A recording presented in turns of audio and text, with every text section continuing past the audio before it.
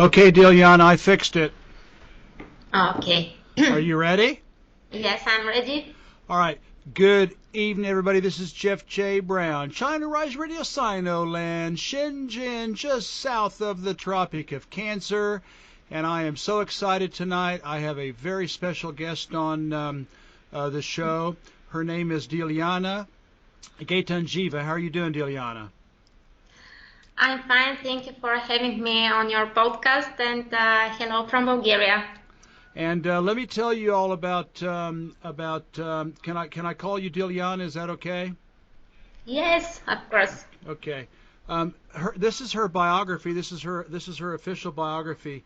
Dilyana Gaytandzhieva is a Bulgarian investigative journalist and Middle East correspondent. Over the last 2 years, she has published a series of revealing reports on weapons smuggling to terrorists in Syria on 350 diplomatic flights. In the past year, she came under pressure from the Bulgarian National Security Agency, and after refusing to disclose her sources, she was fired from her job at the Bulgarian newspaper Trud Daily without explanation. Despite this, Dilyana continues her investigations. Her current investigation provides an overview of the Pentagon's vigorous development of biological weapons. And wow, amazing stuff. And as I have gotten to know, in fact, this is the first time Dilyana and I have ever talked together, but we've communicated by emails. And after you all listen to this, the friends, fans, and followers of China Rising, all you Sinolanders out there, listen to her tonight. You'll find out why she is an absolutely courageous woman. So thank you for being on, Dilyana. Thank you too. Hey, Dilyana, first off, please tell us about yourself and growing up in Bulgaria. It's sad to say, but outside of Europe, many world citizens, especially in North America, would be hard pressed to find your home country on a map. So, tell us about yourself and growing up in Bulgaria. Well, yeah, I know that people are not much familiar with my country. Bulgaria is a former communist country, and I don't have much memory of that time. I spent almost 6 years in communism, so I can safely say that this legacy of communism is not something that I remember. That is why people think that here in my country, in Bulgaria, we are somehow pressurized, or we are underdeveloped country. This is not true. What I can say is that the main issue in Bulgaria is freedom of speech. Probably this is the main issue everywhere. I used to work for Bulgarian TV and press, but after my last investigation into weapon supplies to terrorists in Syria, my former boss decided that it's not good for him to keep me in his team. So he asked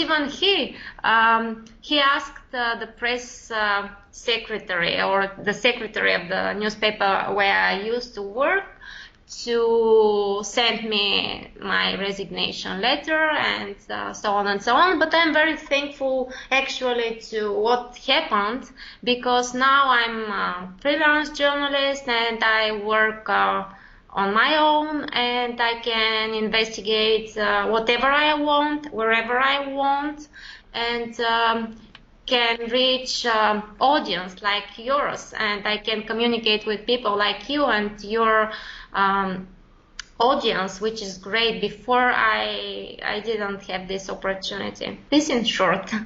How did you get into journalism, Dilyana? This was my child dream. To be honest, I wanted to become a journalist or a surgeon. There was a point in time when I wanted to become a surgeon. Okay. But somehow I I don't know. I just felt that my future must be journalism because I don't know. This is what I dreamt of, and I'm very happy that I'm a person with at least one dream that came true. I'm very happy about that. Well, you didn't become a surgeon on people, but you've definitely become a surgeon to take apart Western Empire, because your reporting is absolutely amazing, and we're going to get into that. Before we get into your two big investigations, just a lot of fans out there like to hear an explanation about how. I mean, I'm sure that when you were growing up, you probably had a very idealized version of the West, and that it was, a shining temple on the hill, as they say, and it was great and good, and that it was out to change everybody to be great and good like the West. But obviously, at some point in your life, Yeah. when did you become aware that, Western media is what I call, the big lie propaganda machine, and that, and that our governments are not what they portray themselves to be? What was your arc of understanding? Was it like a slow realization, or was there an event or two that caused you to have an epiphany? It wasn't a slow process. You're absolutely right, because when I was young, Bulgaria, my country, turned to the West. Bulgaria joined NATO, the European Union. We totally severed, the Bulgarian government totally severed all relations with Russia. And we were told that Russia is bad, the West is our future. So all of us, we believe that, yes, this is our future. But the process of me realizing what's actually going on was in Gaza, and then in Libya, and then in Syria, because Oh my gosh! yes, because I was international correspondent at that point in my early 30s. No, in my late 20s, to be honest. Now I'm 35, so in the last 8 years, let's say, since I started to cover international news, and when I saw myself on the ground, was the reality. For example, in Gaza, in Libya, the so-called revolution, it wasn't revolution at all. But I can give you an example in Syria, for example, last year. What I mean when I say I saw myself on the ground, I saw how Western journalists work. I don't want to say Western journalists. It is not about geography. It is about affiliation to huge corporate media outlets. It's not only about the West. You can find corporate media in my country as well. You can find such corporate media everywhere, and they push the official agenda of these huge corporations that have interest to invest money in media and in propaganda and lies. So when I was in Aleppo, it was in 2016, I will never forget what happened. It was at that point when hostages managed to escape from the besieged area that was under the control of the terrorists. So while running away and running out of this besieged area, they met journalists. We were waiting for them to interview them. There was one child, and there was a CNN's reporter who interviewed this child. Actually, we all interviewed this child. The child said, quote, "We were afraid that we were going to die of hunger." The CNN's journalist dubbed the translation like, "This child says we were afraid that we were going to die of the Bashar Assad's bombs." It was not true. The child didn't say this because the child spoke in Arabic. And probably this CNS journalist thought that nobody understood Arabic. Probably 200 million people understand Arabic around the world. But anyway, for this CNS reporter, what he says is what people will know. But no, it was a blatant lie. And later on, he was ridiculed on social media because people understand Arabic. I mean, 200 million people understand Arabic, and they caught him lying on camera. Anyway, this is just a small example, but in general, the general picture, what I saw in Syria in particular was devastating for me. For example, we stayed at a hotel in Western Aleppo. The terrorists, I mean all foreign journalists, because we were told that this was the safest place possible, and if something happens, we will be more protected if we stay in this hotel. So we all stayed there.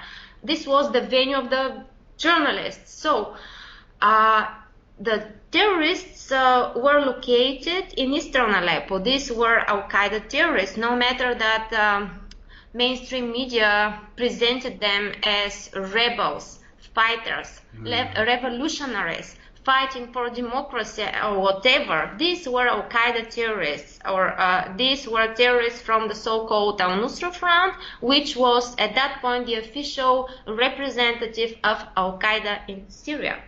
Anyway, there was a case when a rocket fell next to us and beheaded a mother and her child in front of us. We rushed to see what happened. I mean, me, my cameraman, my translator, and other Arab journalists.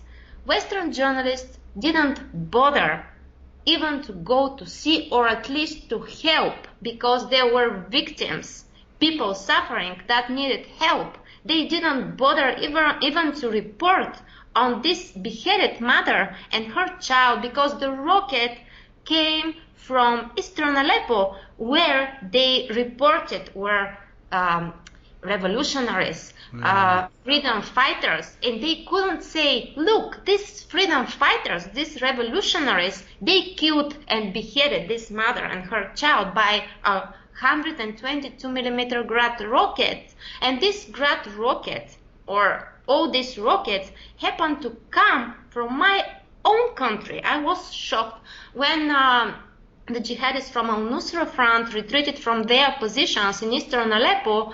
I had that chance. And my cameraman and I got inside underground warehouses full of heavy weapons with Bulgaria as their country of origin. And when I got back to my country and traced back these shipments, it turned out that these weapons were just a small part of a bigger international scheme involving many countries. It wasn't only Bulgaria. Bulgaria was used as a supplier of weapons, producer, manufacturer of weapons, but the scheme was organized by the Pentagon, by the U.S. Special Operations Command, and Saudi Arabia, and the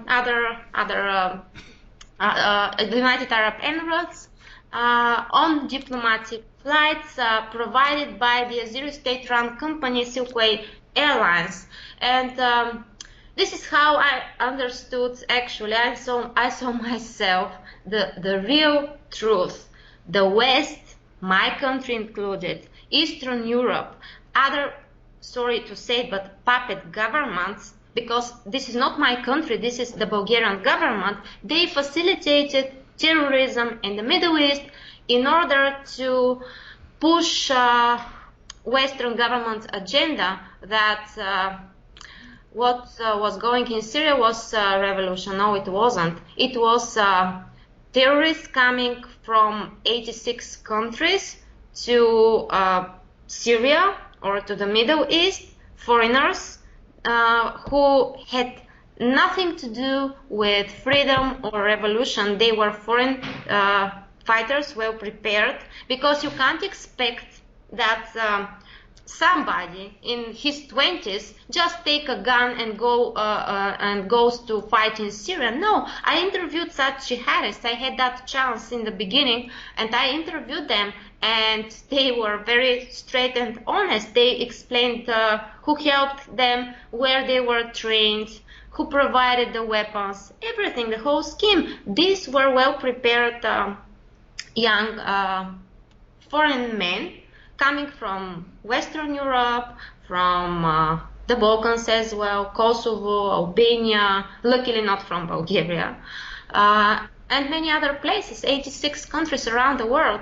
This is not a coincidence. You can't have people from 86 countries coming simultaneously to Syria. This was a well-prepared and organized scheme, funded, facilitated, organized by these countries that wanted to topple the government of Syria, because the government of Syria didn't let them build or develop the oil pipes and projects that they wanted. I was at that point in Syria, so I saw myself what was this whole war about.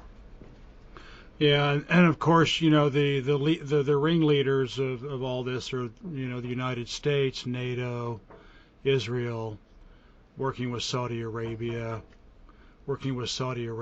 and the other Gulf states, and so I yeah, it's shocking when you realize that you know that these terrorists are actually American and European terrorists, because it's the Americans and the Europeans who are paying for it, organizing it, shipping them around, moving them around, and then calling them freedom fighters in order to you know, to destabilize and destroy governments that are not puppets of the United States and NATO, etc. It's just it's like turning reality on its head, isn't it?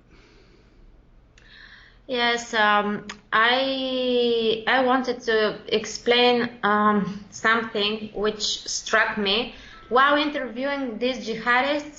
They were some of them. It happened in the beginning of the war, probably in 2013. So I was able to interview them in a safe location, and in Lebanon, because some of them came from Lebanon. So I met them and interviewed them. They were totally brainwashed. I just watched and I couldn't believe these people talked serious to me. One of them was from a group that had published previously a video of one of their members or fighters eating the heart of a Syrian soldier. When I asked why and how is that possible, this is cannibalism, he said, this is our way to send a message to the Syrians and to everybody. We are ready to do everything. And the second time when I had the opportunity to interview jihadists, it was interviews with prisoners that were in a prison in Damascus. They were totally brainwashed. You see their eyes, and their eyes are empty. No emotions, no feelings, nothing. I even interviewed a father whose 5-year-old child was also with him. He took his whole family from Turkmenistan to Syria to impose Sharia law and to live in this Islamic State caliphate. But while driving his car full with explosives in order to bomb himself up, and his 5-year-old child in the car, he was arrested by Syrian soldiers, and he was imprisoned. But his child was taken care of by the Syrian authorities.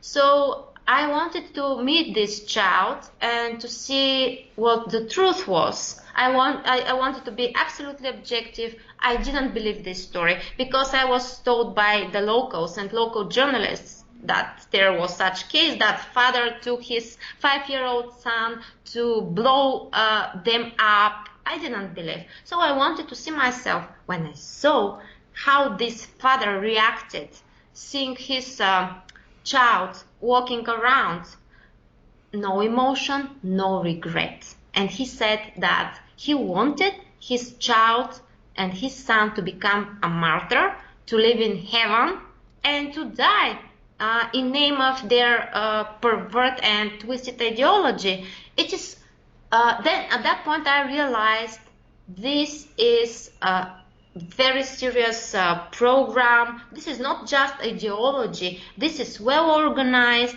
and this is done by people who are well prepared, not only to recruit foreigners, but to brainwash them, to delete all their emotions, all their dignity, morals, ethics, everything. It was really shocking. You can't imagine how well organized this war in Syria was, or at least what I saw. It wasn't just a coincidence. Everything, weapons, terrorists, propaganda, fake videos, everything on a large scale. The thing is that Western people don't know that, and they're not guilty that they don't know and don't realize, because they don't have access to real news. And this is something that I fight for, the truth, and more people to see the truth. Well, and also everything you just brought up. I mean, you don't do this for $5 or $10. I mean, this costs billions of dollars, and that money's coming from the CIA, Western governments, departments of state, ministries of foreign affairs, military, NATO military, etc. I mean, they're spending, untold billions. Again, as you said, tell us about the amazing investigation you did, how the United States and its allies, uses their embassies and diplomatic pouch privileges to transport, tens of tons of weapons to distribute to terrorist groups in Syria. And for people who don't know what diplomatic pouch is, this goes back hundreds of years in terms of the protocol of embassies around the world. Is that patch of land, for example, the Russian embassy or the American embassy in a foreign country, is like the land of that country, and the country that where it is, like the U.S. embassy in Japan, cannot be inspected or invaded or violated by the Japanese government, and therefore the embassies have the right to bring in, under what's known as diplomatic pouch or diplomatic mail, they can bring in anything in sealed, locked bags, and the host country cannot look at it as long as the embassy claims that it is for diplomatic purposes. But as you pointed out in your extensive investigation, this has been grossly abused by, and explain about the airline companies they set up, and they made them diplomatic airlines, and that they couldn't be inspected, and they were basically armed. Western embassies were arms dealers, shipping arms all over the place to try to destroy Syria. Go ahead. When I got back to my home country, I traced back the shipments that I had filmed previously, and I started a series of reports. And a few months later, I received leaked documents originating from the Azerbaijani embassy to Sofia. After verifying their authenticity, I realized that it was a huge international scheme involving diplomatic flights, with weapons originating from Eastern Europe, the Balkans, Israel, many countries. The Assyrian embassy to Sofia did confirm that they had been subjected to a cyber attack, so there was no doubt about the authenticity of these documents, and they I counted 350 diplomatic flights full of heavy weapons carried out by the Azeri state-run company Silkway Airlines. The leaked files included correspondence between the Bulgarian Ministry of Foreign Affairs and the Embassy of Azerbaijan to Bulgaria, with attached documents for weapons deals and diplomatic clearance for overflights and landing in Bulgaria and many other European countries, also the United States, Saudi Arabia, the United Arab Emirates, Turkey, to name a few. It was a huge story. So I published these documents, and in brief I want to say how the scheme worked. Silkway Airlines provided this service, diplomatic flights for weapons, to the U.S. Special Operations Command, to Saudi Arabia, the United Arab Emirates, because these were the parties that paid for these flights and these weapons.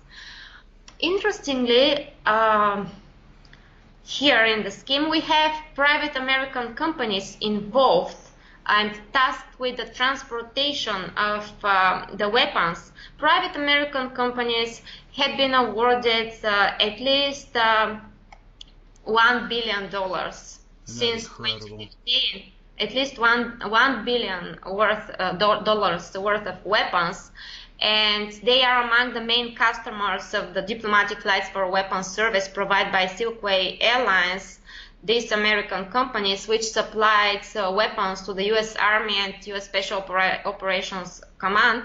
The common element in these cases is that they all supply non-U.S. standard weapons. Hence, the weapons are not used by the U.S. forces. And when you see the end-user certificate, in the end-user certificate, the end-user is not indicated, which is a gross violation of international law, of everything. I don't know how Bulgarian authorities and other Serbian, Albanian, and other foreign governments, I don't know how they accepted these end-user certificates and how they approved of them.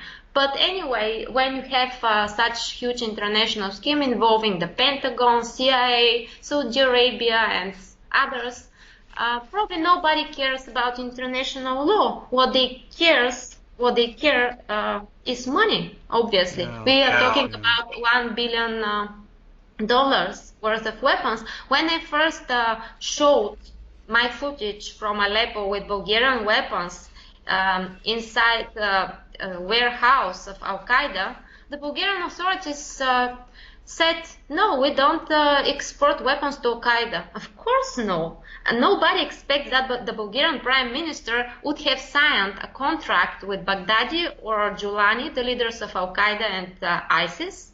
We don't expect to find such a contract. The scheme is different. But because I didn't provide such a contract between the Bulgarian Prime Minister and the leaders of Al Qaeda and ISIS, the Bulgarian authorities said, no, this is not an evidence. This is not evidence, and Bulgaria is not involved directly. It is not involved directly, but Bulgaria is the manufacturer of these weapons, and Bulgaria has accepted end-user certificates that are totally fake. Because when you don't know where these weapons go, you are not allowed to sign and to allow the export, something that Bulgaria did and many other countries did. They just turned a blind eye to the fact that these weapons were shipped on diplomatic flights to terrorists in Syria. Not only in Syria, many other countries. Yeah. I remember reading Gene Sharp, the mastermind, going back into the 80s.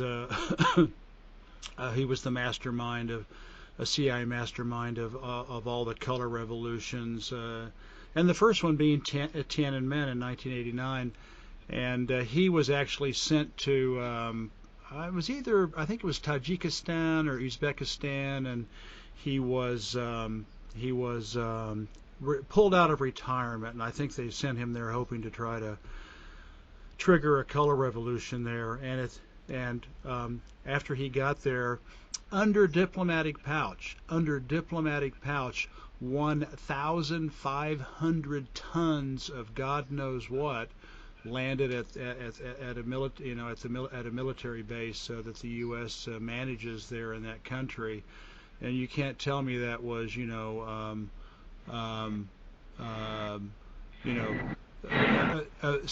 compact disc players and food and stuff. It was undoubtedly arms and materiel to try to destabilize the country. So, yeah, I think this has been going on a long time. And I mentioned Tiananmen Square during the 1989 CIA orchestrated Tiananmen Square protests in China.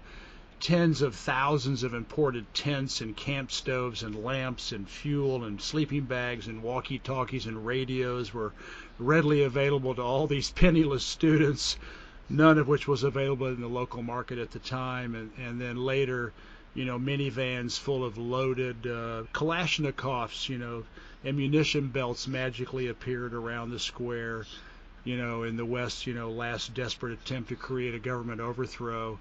And also, ditto NATO's military bases, used to ship heroin out of Afghanistan, cocaine out of Colombia, and elsewhere for the CIA MI6, drug network to smuggle in the stuff to Western and other markets. So, and for example, one of the most famous cases is, everybody knows that Mena, MENA, Arkansas in the United States was and is, a CIA cocaine airport and distribution point, but no local or even national authorities can intervene. So you mentioned that it wasn't just Syria, but that I feel like this has been going on a lot longer than we realize, at least back to 1989 with Tiananmen. And you're saying you seem to feel that it's much more widespread than just Syria. Yes, because in the documents that were leaked to me, I found many diplomatic cargo shipments with weapons to Africa. Africa is a region that is, as we all know, rich in natural resources and gold and diamonds, the so-called blood diamonds, and Saudi Arabia paid for these diplomatic cargo shipments with weapons to different African countries, such as Burkina Faso, Congo, many other places in Africa, Somalia as well, where there are terrorists now fighting. So they probably got weapons. I'm talking about 2015, 2016, and 2017. They got weapons originating from the Balkans and paid for by Saudi Arabia. I mean, in the documents, it is written that the sponsoring party was Saudi Arabia, but these weapons never ended up in Saudi Arabia. They ended up in Africa. What's the logic? I mean, why was Saudi Arabia buying Eastern European weapons that were not compatible with its military standards? Because Eastern European weapons are non-US standard weapons and non-NATO standard weapons. And Saudi Arabia and its army uses US standard weapons. So all these non-US standard weapons from the Balkans or from Eastern Europe ended up in Africa and in Syria, also in Yemen, and wherever you can think of, different destinations. And I can give another example. There was a flight to Burkina Faso. 1 week later, there was a military coup in Burkina Faso. It just coincided. It coincided. The weapon supplies to Burkina Faso coincided or preceded by a week the military coup in Burkina Faso. It is not just a coincidence. Yeah, well, not to mention at least going back to George W. Bush and probably before, but the White House.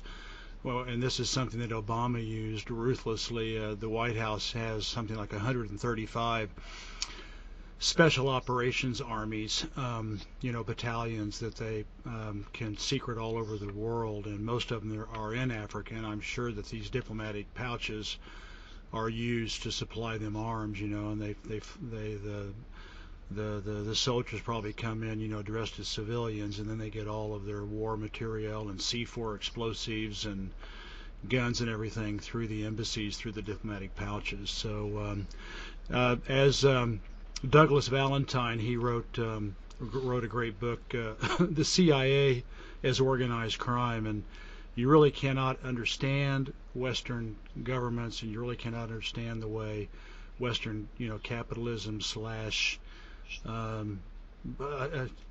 hate to say it, democracy, slash geopolitics works, unless you look at it as like just one big criminal enterprise, and your work your work shows this in spades. I mean, it's just, these are crimes against humanity, but the West is absolutely imperious and can do whatever it wants and get away with it. So bravo on all your work on all the illegal shipments of arms, through U.S. and European embassies and their Middle Eastern allies. I actually learned about Dilyana. I actually learned about your courageous work when helping found the Bioweapon Truth Commission, and you were kind enough to give us permission to catalog your work in its global online library. And I mean, if what you just described is bad enough, I mean, the West's aggressive use of chemical and biological weapons goes back to World War I, and it has been in high gear ever since. Our Bioweapons Truth Commission has records going back into the 30s, 40s, 50s, 60s, 70s, and then you pick it up, and today, in real time, that the West's use of biological and chemical weapons, I mean, it's planetary, it's massive, I mean, it's relentless, and it's costing untold billions of dollars and euros and millions of lives. So please tell us about your discoveries from the bioweapons, the bioweapon investigation. Because it's stunning. When I read your reports, I was just like, my head was spinning when I got finished. Yes, my head was also spinning. People ask me why I take interest in bioweapons. I'm from a younger generation that doesn't have that much memory of biological weapons. So for me, it was quite a shock to get into this investigation and this topic. But while checking the military programs of the Pentagon in Georgia, because I had information that terrorists in Syria came from Georgia. I mean, they weren't Georgians, they were foreigners trained inside Georgia. So I was checking what programs were running inside Georgia, and this is how I understood actually that the military programs in Georgia didn't end only to the Syrian conflict. They were a lot more sinister and dangerous, not only in terms of Syria, but the whole of the world. And one of these programs was actually one military biolaboratory, which is located just 14 or 15 kilometers from the US Vaziani military air base in the capital, Tbilisi. This is a secret military biolaboratory funded by the United States, funded by the Pentagon. What I discovered was that, again, we have the same diplomatic cover, the same use of diplomatic immunity provided to private companies and US military scientists to perform experiments on viruses, toxins, bacteria, and insects abroad. What I discovered is fully based on leaked documents that I received from Georgian insiders. I don't want to go into detail about the identity of the insiders, but they are linked. They are high ranking and they are linked to the Georgian government. I trust what I received. I verified the authenticity of these documents, and they implicate the U.S. Embassy in Tbilisi in trafficking of frozen human blood and pathogens as diplomatic cargo for this secret U.S. military program. These internal documents prove that Pentagon scientists have been deployed to the Republic of Georgia and given diplomatic immunity to research deadly diseases and biting insects at the Luga Center, the Pentagon biolaboratory in Georgia's capital. There are many shocking facts, experiments, documents, some of which prove that during one of the American programs on hepatitis C in Georgia, there have been registered 100 death cases or cases of death. In the documents, it is written that the cause of death is either unknown or not related to a new experimental treatment with free medicines provided by an American company. This American company, Gilead, the main shareholder in this company, this is the former Minister of Defense, Donald Rumsfeld. Yeah, I read that. It's just like you can't make this stuff up. It's just like it's like bad. It's like a horror movie from Hollywood. It's just incredible, Dilyana. What was really shocking was people from Chechnya sent me a video of white powder or traces of white powder being spread all over a village near the border, Russia-Georgia border. They said that they noticed a drone disseminating white powder over them, and when I checked what's the possible reason or origin of this drone, it turned out that the United States has patents on a toxic mosquito aerial release system, which means that somebody who turned out to be not a real person. I checked, I looked for the inventor of this toxic mosquito aerial release system, turned out to be a fake person, fake name. That such a person doesn't exist. I reached out to the lawyer who filed the application to the US Patents Office and Registry, and I was denied any comment. Anyway, such invention, drone that can release toxic mosquito, it is like a horror movie, but it is written, and what is even more shocking, that it is written in detail in this patent what the probable use of this drone could be. It could be used by the US Special Forces and other intelligence agency to incapacitate the enemy, whatever that means.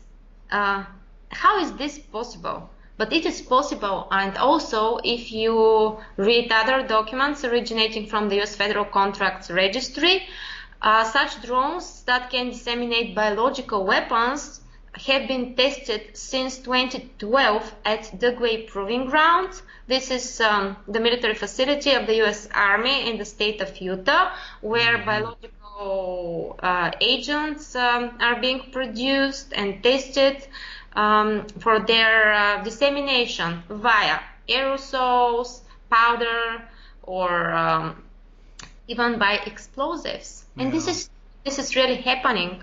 The U.S. Army officially denies development of biological weapons. They say this is not an offensive program, this is defensive. They say yes, we test such biological weapons inside the United States at this military facility because we want to know how to protect the United States and our troops if such a biological weapons attack happens.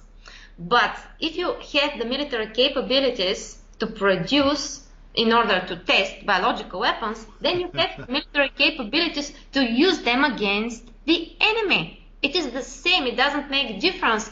And especially when you have military biolaboratories of the United States in 25 countries across the world, because the Lucas Center in Georgia is just one of the main laboratories in 25 countries across the world.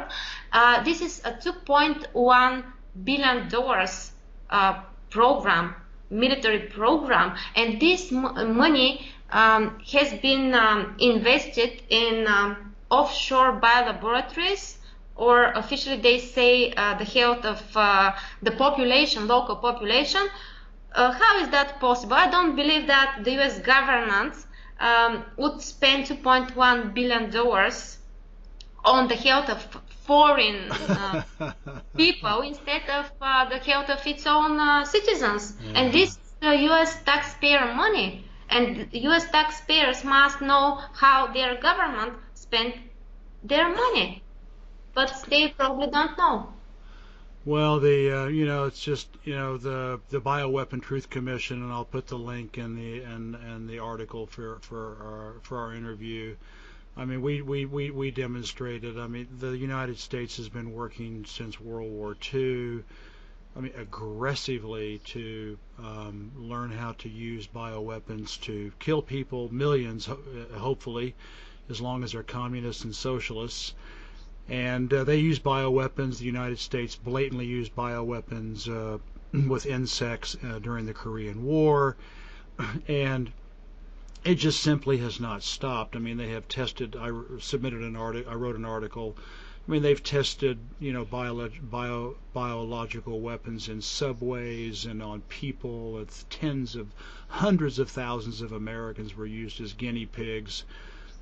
Subway systems, cities have been tested on their own people, and not to mention, as you say, around the world, the Zika virus is owned by the Rockefeller Foundation. The United States sprayed swine flu virus over Cuba and wiped out 800,000 pigs. They had to completely rebuild their entire swine herd. The United States sprayed dung fever over Cuba. This is all back in the 70s and 80s, and killed thousands of people and made sick tens of thousands of people.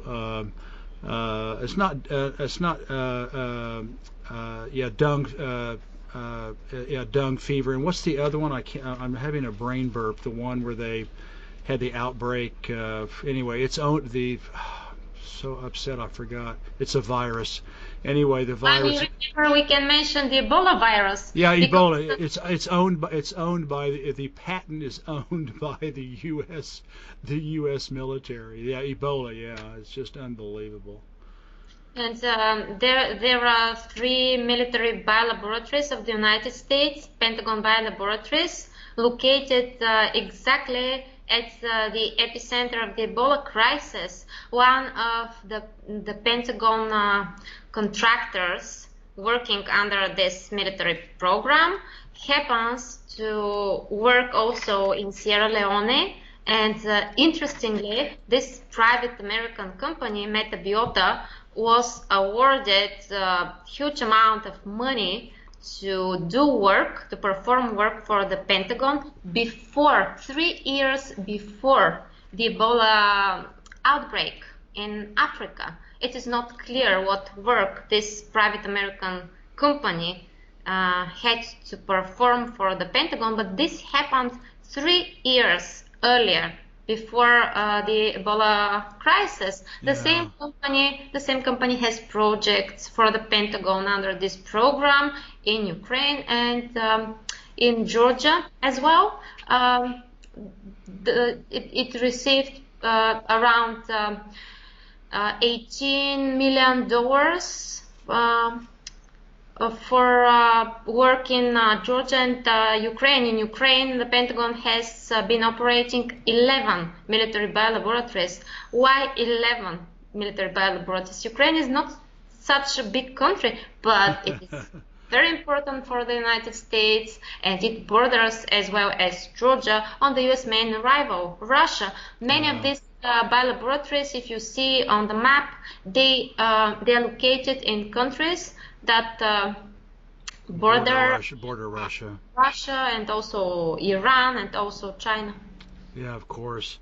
And they can move it all around. They can move around all these toxic viruses and chemicals and other germs. They can move it all around from embassy to embassy in diplomatic pouch. Isn't that incredible?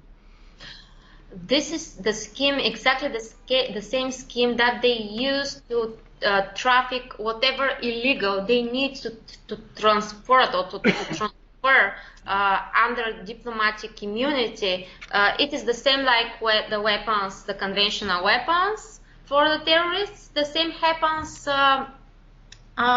with the biological weapons. I don't say that they have developed biological weapons in the meaning we have munitions or something like this. I'm talking about new types of biological weapons. You can't see them, you can't sense them.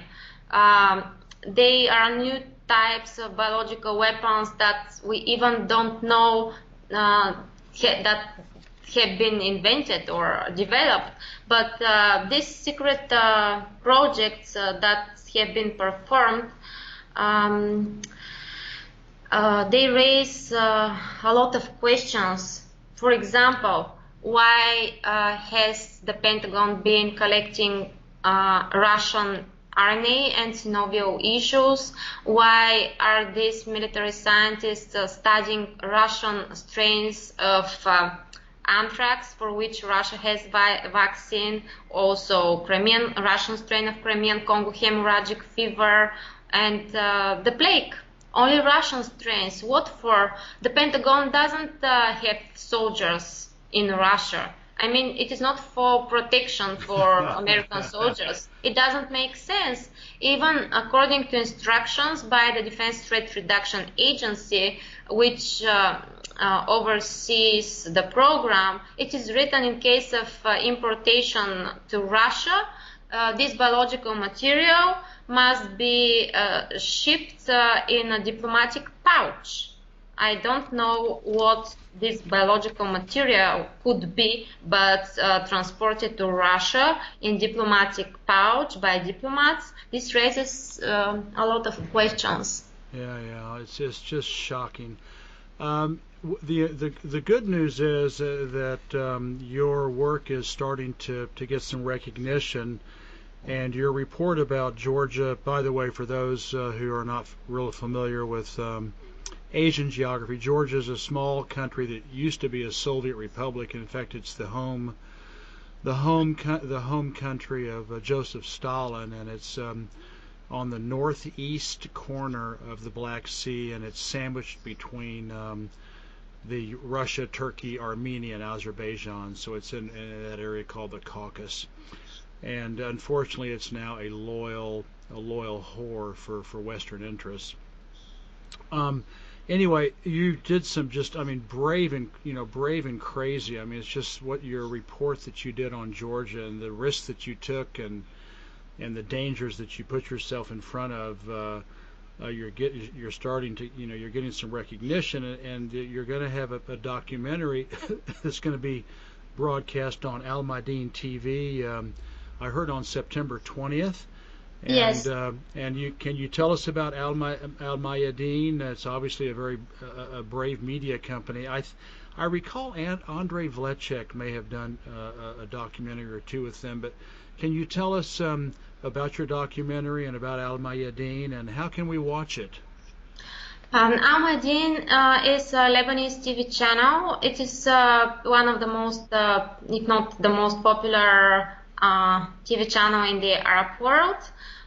So when they broadcast the documentary in Arabic, we'll also publish an English version of the documentary, because I originally did the documentary in English, and I will publish it, and whoever wants to watch it can watch it in just few days time.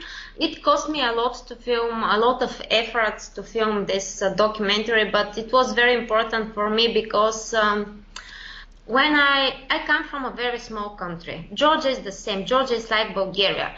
I mean, people globally even don't know where we are on the map, and we don't have the right to speak up or to voice our concerns or to be independent. I am fed up with that. We are independent countries. Bulgaria is independent. Georgia is independent country, and we must once and forever say that we don't know foreign military bases on our territory, or in the case of Georgia, not only military bases but also military biolaboratory.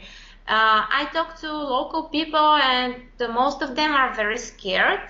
Georgia is even poorer than Bulgaria, and people say if we protest or take to the streets, we will either lose our jobs or they will threaten us, and we are very scared. But this must end, and we must protect ourselves and our territory, because, for example, in the case of Bulgaria, we have 3 U.S. military air bases for free. They don't pay for using our sovereign territory. They are here for free. How is that possible? I mean, for example, in Turkey, at least Turkey takes millions of dollars or billions by the United States for providing its territory for military bases. In Bulgaria, we do it for free. It's not about money. I'm talking about the principle.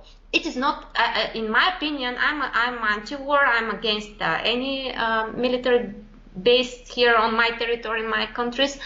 It is not about money. It is about the mentality. It is about this sense of this slavish way of thinking that small countries have. No, we are sovereign countries, and we must stand up and protect our territory. That is why this documentary was very important for me, so that I can help Georgian people, and not only Georgian people, to realize the importance of speaking up and protecting their own territory. And by the way, this project, the Georgian government knows very well what this military biolaboratory is all about. It is against Russia, because Georgia is in a state of actual, let's say, not war, but confrontation with Russia due to territories on the west, on the north of Georgia that Russia recognizes as its own territory, but Georgia doesn't recognize them as Russian territory. And in the local population of Abkhazia, for example, they recognize them as Russian. So it is a border issue.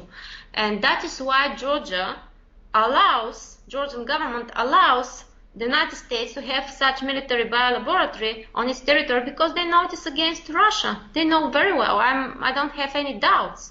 That is why they have left foreign military scientists to do whatever they want under diplomatic immunity on their own territory. I don't have other explanation. It could be either this or corruption.